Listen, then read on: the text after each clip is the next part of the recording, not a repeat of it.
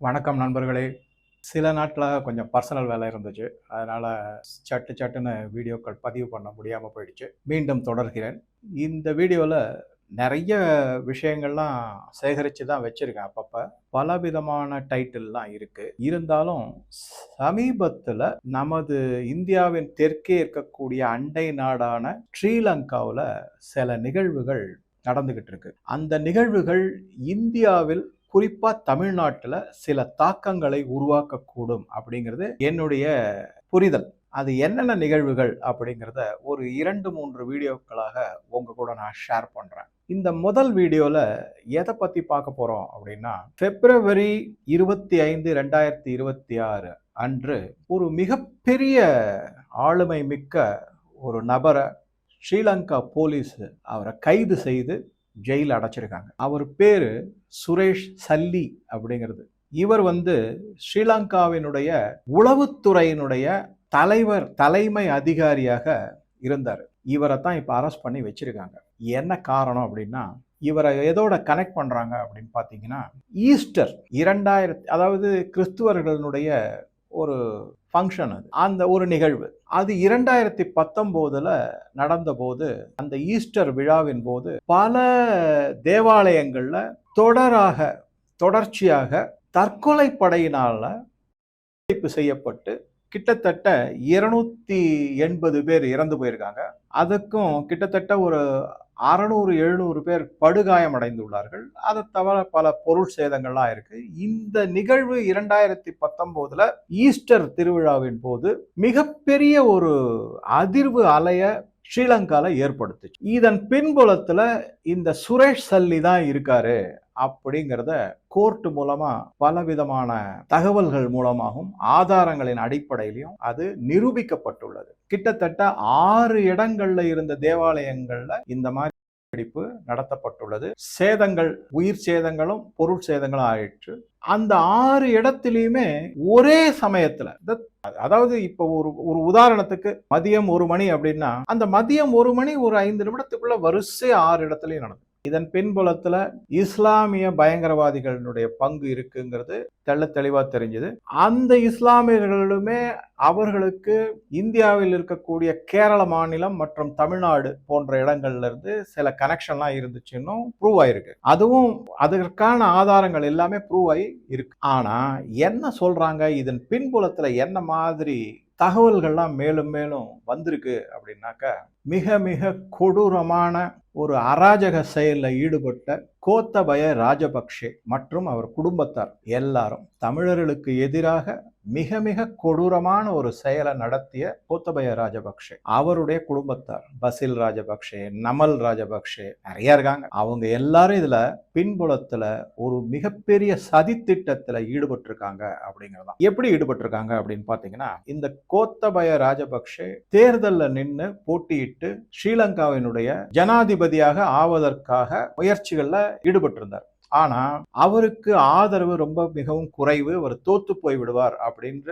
பல செய்திகள்லாம் அவருக்கு கிடைச்சது. அதனால அவர் என்ன செஞ்சாருன்னா, இந்த சுரேஷ் சல்லி இருக்காருங்களா, இவர் ஒரு சாதாரண மேஜர் ஜெனரல் ஆர்மில இருந்தார். அவருடைய உதவியை இந்த ராஜபக்ஷே, கோத்தபய ராஜபக்ஷே எடுத்துக்கிட்டு என்ன பண்ணாருன்னா, அவர் மூலமா இந்த மாதிரி ஒரு தகாத நிகழ்வை, பொருள் வெடித்த நிகழ்வு தேவாலயங்கள்ல வைத்து பல பேர் அதற்கு காவு கொடுக்கப்பட்டு தனக்கு ஒரு வேவ் அப்படின்னு சொல்லக்கூடிய ஆதரவை திரட்டுவதற்கான சதி திட்டத்துல ஈடுபட்டிருக்காருங்கிறதா குற்றச்சாட்டு. இதுல இன்னைக்கு தேதிக்கு சுரேஷ் சல்லி மட்டும்தான் இதுல இருக்காரு. இந்த ராஜபக்ஷே போன்றவர்கள்லாம் இன்னும் அவங்களுடைய ஈடுபாடும் அவங்களுடைய ரோல் அப்படிங்கிறது இன்னும் குறிப்பிட்டு நிரூபிக்கப்படவில்லை. ஆதாரங்கள் இருக்கு, கண்டிப்பா அவங்களும் மாட்டிக்க போறாங்கிறது தான் முக்கியமான செய்தி. இவரை வச்சு என்ன செஞ்சிருக்காங்கன்னா, எப்படி இதெல்லாம் ப்ரூவ் ஆயிருக்கு அப்படின்னு பாத்தீங்கன்னா, 2, 3 ஆதாரங்களை சொல்றாங்க. இந்த சுரேஷ் சல்லி இப்ப அவர் ரிட்டையர்டு மேஜர் ஜெனரல். முன்னாடி அவர் ஆர்மியில இருந்தபோது சில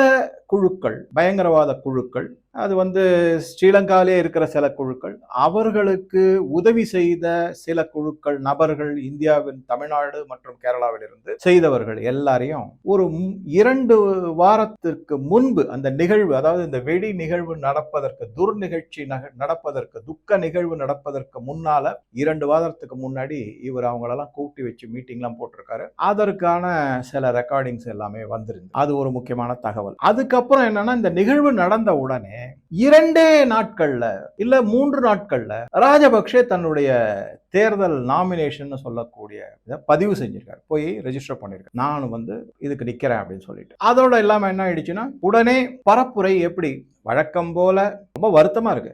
அப்பயும் இந்த ஜென்சி தான், அதாவது இளைஞர்கள் பட்டாளம், அவங்களுக்கு உணர்ச்சிகரமாக தூண்டுதல் செய்யப்பட்டு, இந்த பாரு ஒரு பர்டிகுலர் கம்யூனிட்டி இந்த மாதிரி செஞ்சிட்டாங்க, மற்றவர்களுக்கு எதிராக அப்படின்லாம் பரப்புரைலாம் செய்யப்பட்டு, அவர்கள் ராஜபக்சேயை விட்டா இப்ப வேற ஆள் கிடையாது ஸ்ரீலங்காவை காப்பாத்துறது. குறிப்பா லா அண்ட் ஆர்டர் விஷயத்துல, பாதுகாப்பு விஷயத்துல அவர் தான் மிக சிறந்த ஆளுமை கொண்ட தலைவர் அப்படின்னு ஒரு பரப்புரையெல்லாம் செய்யப்பட்டு அந்த தேர்தலில் ராஜபக்சே வெற்றி பெற்று விட்டார். இதுதான் முக்கியமான செய்தி. 2019 அதுக்கு முன்னாடி இருந்த எலெக்ஷன்ல அவர் தோத்தாரு. அதுக்கு பல காரணங்கள் இருக்கு.